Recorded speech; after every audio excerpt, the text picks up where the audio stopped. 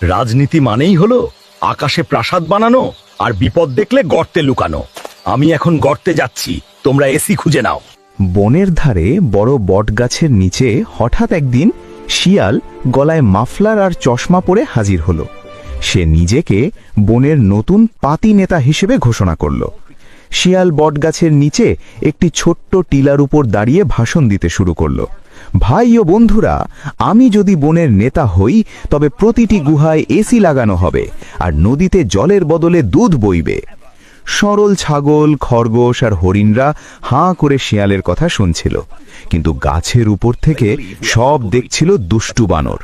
সে শিয়ালকে থামিয়ে বলল, নেতা সাহেব, এসি চালানোর বিদ্যুৎ আসবে কোথা থেকে? আর বাঘমামা যদি আমাদের খেয়ে ফেলে তখন আপনার নিরাপত্তা কোথায়?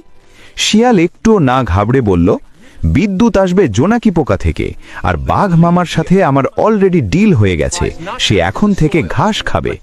ঠিক তখনই ঝোপের আড়াল থেকে বাঘ একটি বিশাল গর্জন দিল। শিয়াল নেতাগিরি ভুলে এক লাফে বনের দিকে চম্পট দিল। বানর হাসতে হাসতে বলল, দেখলে তো, নেতার বুলি যত বড়, পালানোর ল্যাজ তত ছোট।